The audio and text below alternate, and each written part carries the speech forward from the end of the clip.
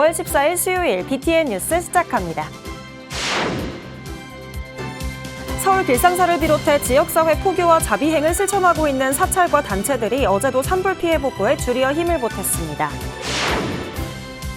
산보정제가 속가상속으로 망실되는 일이 없도록 하는 법 개정이 추진됩니다. 조계종 중앙종회가 결혼한 경험이 있는 출가자들에게 종단 주요 소임을 제한하는 법 개정을 추진합니다. 전 세계에 단 3점밖에 없는 고려불화가 우리나라에서 처음 공개됐습니다.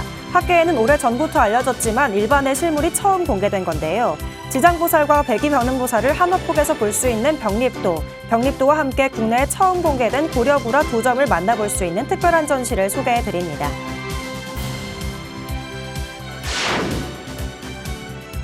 최남선, 서정주 등 당대 석학들이 예를 갖추고 배움을 구했던 석전 박한영 스님. 불교 근대화를 이끌었던 성각자이자 석학이었던 스님의 정신과 시심을 담아낸 시집 석전속시초가 80여 년 침묵을 깨고 세상의 모습을 드러냈습니다.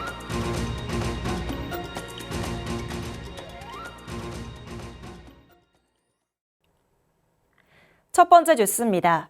서울 길상사를 비롯해 지역사회 포교와 자비행을 실천하고 있는 사찰과 단체들이 어제도 산불 피해 복구에 줄이어 힘을 보탰습니다. 박성현 기자가 보도합니다.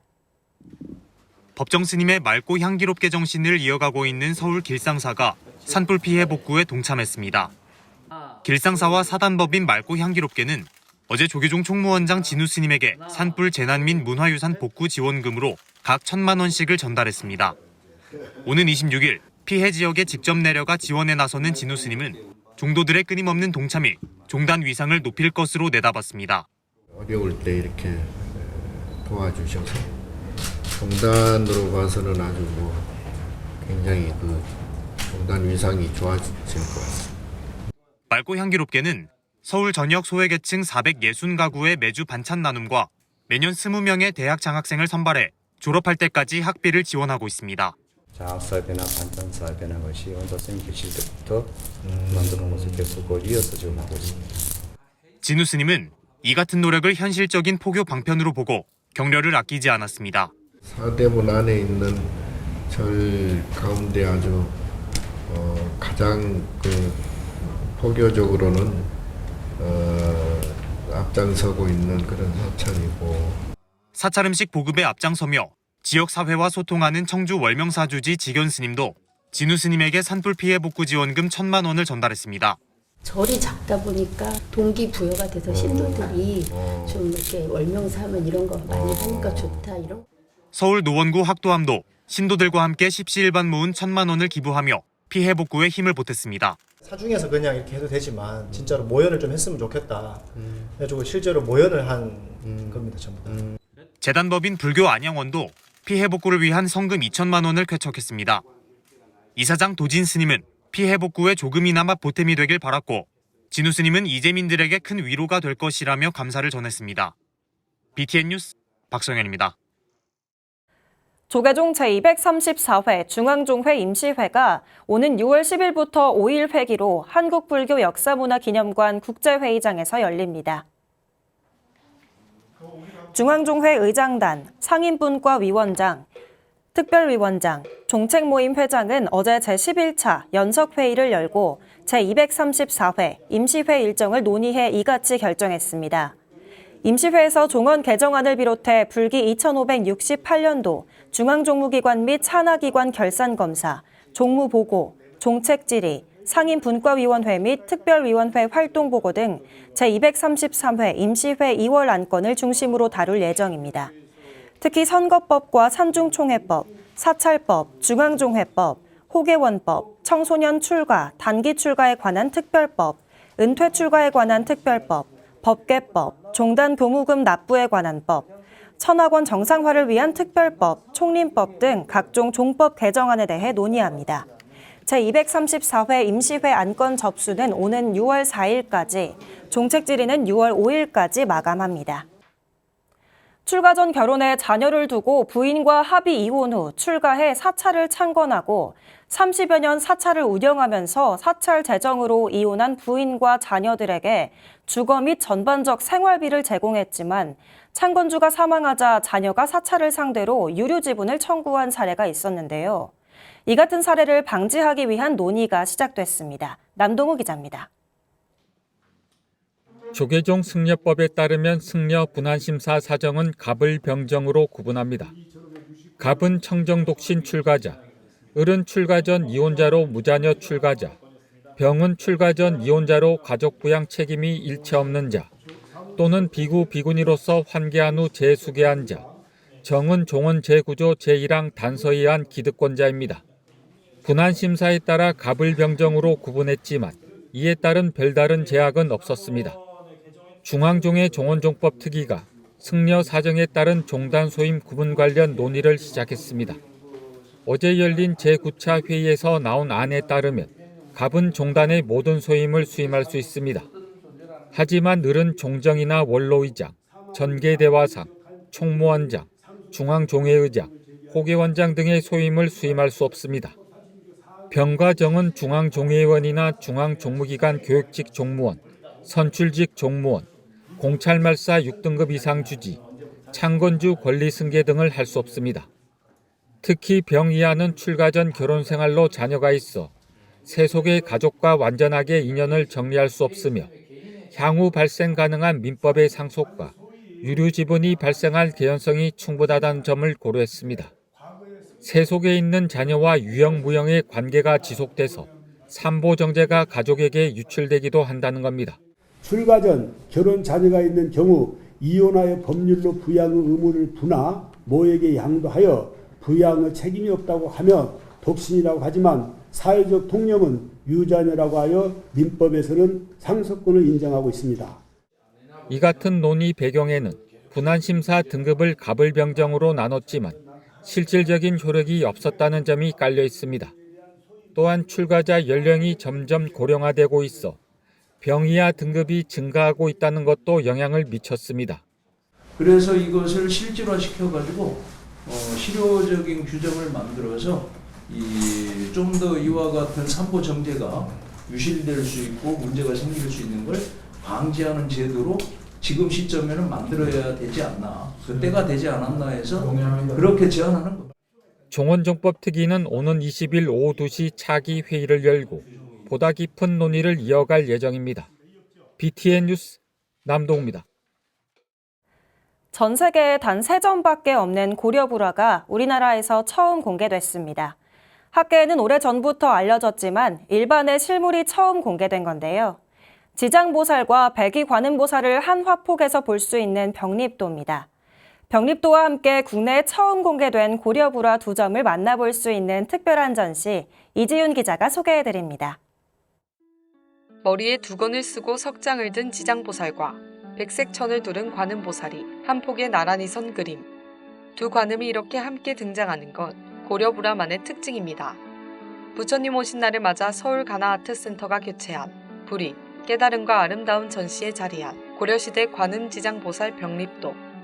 전 세계 단 3점밖에 없는 데다 다른 2점은 모두 일본에 있어 실물을 접하기가 매우 어렵지만 수년 전 한국인 컬렉터가 한 점을 국내로 들여오면서 이번 전시에 공개됐습니다. 전시작은 특히 상부에 열의 불이 그려진 2단 구조에 백이관음보살이 등장한다는 점에서 조선 초기 도상의 기원을 이해할 수 있는 역사적 가치를 지녔습니다.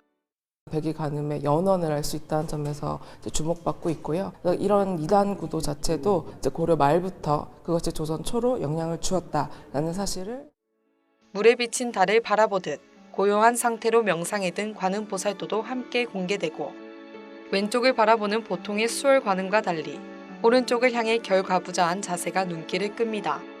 14세기 초에 조성한 이 불화는 외곽선을 금리 대신 먹으로 표현해 독특함을 더하는데 중국 남송 선종계의 영향을 받은 것으로 평가됩니다. 수월관음도와 병립보살도 모두 학계에선 오래전부터 이름을 알린 작품이지만 실물이 공개된 건 이번 전시가 최초입니다.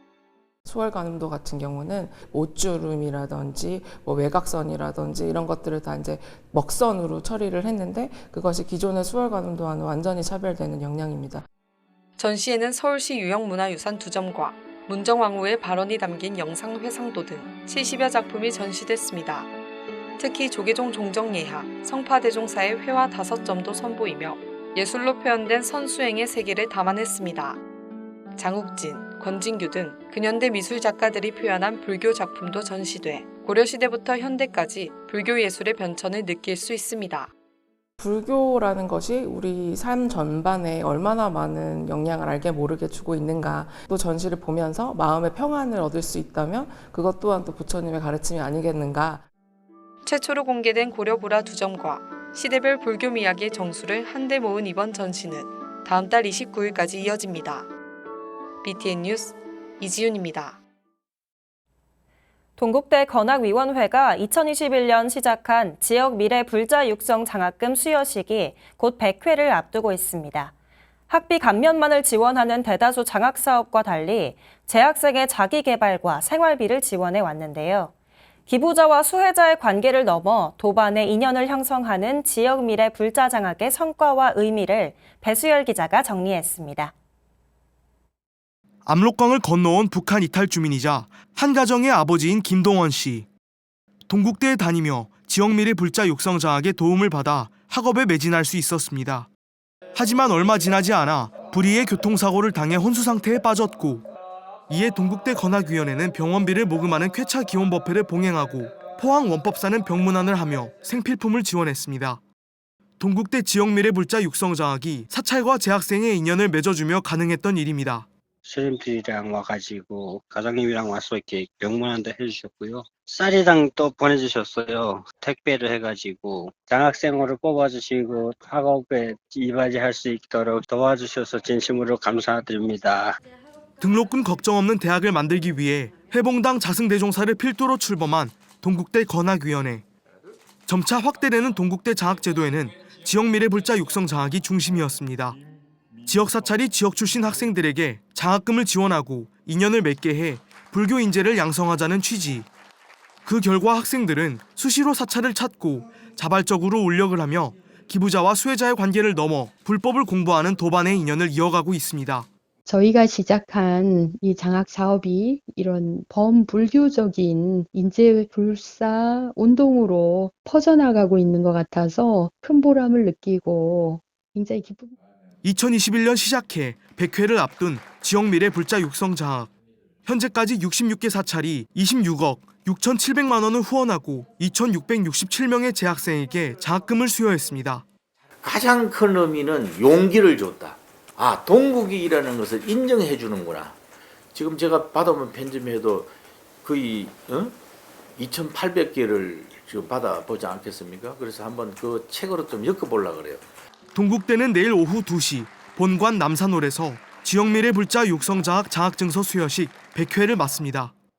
조계종 총무원장 진우 스님을 비롯해 많은 내빈이 자리할 예정인 가운데 동국대는 지역 사찰과 함께 불교 인재 양성의 요람으로 입지를 더욱 다질 계획입니다. BTN 뉴스 배수열입니다. 최남선, 서정주 등 당대 석학들이 예를 갖추고 배움을 구했던 석전 박한영 스님. 불교 근대화를 이끌었던 선각자이자 석학이었던 스님의 정신과 시심을 담아낸 시집이 80여 년 침묵을 깨고 세상의 모습을 드러냈습니다. 석전 박한영 스님의 미공개 한 시집 석전 속시초가 그 주인공인데요. 양육은 기자가 보도합니다. 일제강점기 불교의 정체성을 지키려 붓으로 저항하고 시로 진리를 노래한 석전 박한영 스님. 시대의 고통과 삶을 한시에 담아낸 스님의 미공개 한시집 석전 속시초가 80년 만에 세상의 모습을 드러냈습니다. 동국대학교 한국문화연구소 석전 박한영 스님 전서편찬 사업단이 근대 한국 불교의 대표적 사상가이자 시인인 석전 박한영 스님의 미공개 한시집 석전 속시초를 국내 최초로 발굴한 겁니다. 이번 자료는 동국대 개교 120주년을 기념해 추진 중인 석전 박한영 스님 전서편찬 사업의 일환으로 한시 원문이 수록된 귀중한 문헌입니다. 사업단이 전국 각지 사찰을 방문해 신자료를 탐문하고 발굴하는 과정에서 봉선사 운어기념사업회가 비장하고 있던 자료를 공개한 겁니다. 이번에 발표된 석전소 시초는 운어기념사업회에서 이제 보관하고 있었던 건데요. 또 이제 석전 스님에서 운어 스님으로, 또 운어 스님에서 저희 은사 스님이신 오륜 스님까지 연결됐고요. 아마 이게 다시 석전 기념 사업단으로 연결이 되는 것 같습니다. 석전 속시초는 박한영 스님이 칠순을 맞아 출간한 석전시초 이후 1939년부터 1945년까지 지은 한시 약 400수를 담고 있습니다. 고시, 배율, 장시 등 다양한 형식의 시가 포함되어 있으며 전통적 한시 작법에 충실한 것이 특징입니다. 특히 선수행의 과정을 시로 재해석한 시부송과 중국과 한국의 고승 45인을 시로 읊은 영사시는 주목할 만합니다. 내용적으로는 석전 속시초의 핵심은 영사시에 있다. 한국 불교사, 중국 불교사를 시적으로 재해석하셨다. 거기에 이제 포인트가 있는 것 같습니다. 이번 발굴 과정에서 박한영 스님의 1940년대 행적을 보완할 수 있는 자료도 함께 확인됐습니다. 시집에는 1911년 광주 교도소에 70여일간 투옥된 경험 등 스님의 회고가 담겨 있어 당시 임재종 운동과 관련된 역사적 사실을 파악하는 데도 도움이 될 전망입니다. 1911년 임재종 운동을 하면서 부류를 70여일간 이렇게 당해서 1943년에 지어진 그 시의 소문에 따르면 당신 인생의 그 고뇌 액 중에 3가지 액이 있었는데 첫 번째 액으로 가장 힘들었다, 그런 말씀이 있더라고요. 사업단과 운어기념사업회는 시급한 번역 작업에 매진하고 전서 편찬 사업이 완료된 후 원본 공개를 고려한다는 계획입니다. 사업단은 오는 7월 3일 동국대 고순청 세미나실에서 학술 대회를 개최해 석전 속시초의 학술적 가치와 신규 발굴 자료에 대한 상세 해제 발표로 석전의 정신을 이어갈 계획입니다. BTN 뉴스 양유근입니다. 법보종찰 해인사 홍제암에서 도봉당 종성대종사 일주기 추모달의제가 봉행됐습니다. 홍제암은 어제 자운문도회 회장 세민대종사, 전계대화상 무관대종사, 해인사 주지 해일스님과 문도스님 등이 동참한 가운데 종성대종사 일주기 추모달의제를 봉행했습니다. 문도 대표 경암스님은 해인사와 홍제암이 종지종풍을 이어가는 데 종성대종사의 역할과 공로가 큰 분이라며 오늘을 계기로 더욱더 열심히 정진하는 수행자가 되겠다고 서원했습니다. 종성대종사는 가산당 직관대종사를 은사로 출가해 1958년 해인사에서 일타스님을 계사로 삼위계를, 1962년 자운스님을 계사로 구족계를 수지했으며 조계종 제8대 9대 중앙종회 의원과 홍제암 감원 등을 역임했습니다. 2019년 서울시 무형문화유산으로 지정된 봉은사 생전예수제가 국가무형문화유산으로 승격됩니다. 국가유산청은 어제 19세기 중반 윤달의 대표적인 풍습으로 동국 세시기에 언급된 봉은사 생전예수제는 역사성, 학술성, 대표성을 지닌 무형유산이라며 국가무형유산 지정을 예고했습니다. 생전예수제는 사후 극락왕생을 위해 생전에 미리 선업을 닦는 불교의식으로 영산제, 수륙제와 함께 불교 대표 천도의식으로 자리해 왔습니다. 안동 봉정사 주지 두현스님과 신도회가 산불 이재민에게 희망을 전했습니다. 지난 12일 안동시청과 의성군청을 비롯해 운남사와 고운사를 직접 방문한 봉정사 사부대중은 산불 피해 복구 성금 총 4천만 원을 전달했습니다. 봉정사 주지 두현스님은 봉정사 사부대중의 뜻을 모은 정성이 어려움을 겪고 있는 이재민에게 도움과 위로가 되길 기대했습니다. 한편 안동 서학사 주지 두순스님도 고운사에 700만 원의 산불 재건 후원금을 전달했습니다. 서울 강남구 코엑스와 개포동에 이어 신사동에 들어선 강남 힐링센터를 한국명상총협회가 운영합니다. 한국명상총협회와 강남구청은 어제 강남 힐링센터 신사 위탁 운영 협약을 맺고 다음 달 개원에 명상 대중화에 나서기로 했습니다. 지하 4층, 지상 5층 규모의 신사동 센터는 강남구가 직영하는 코엑스 개포동 센터와 달리 처음으로 위탁 운영하는 곳입니다. 한국명상총협회는 앞으로 요가와 인문학 전문 강좌를 비롯해 80여 가지의 명상 체험을 제공할 계획입니다. 조성명 강남구청장은 지자체 중 처음으로 명상센터를 건립해 의미가 크고 향후 구민이 명상을 체험하며 밝게 살길 바란다고 말했습니다. 명상 인문학 그리고 이제 또 이 몸과 마음은 다르지 않기 때문에 거기 이제 보통 일반인이 좋아하는 요가, 그리고 이제 정신의학 명상 이렇게 기본점을 잡고 있습니다. 5월 14일 수요일 BTN 뉴스를 마칩니다. 시청해주신 여러분 고맙습니다.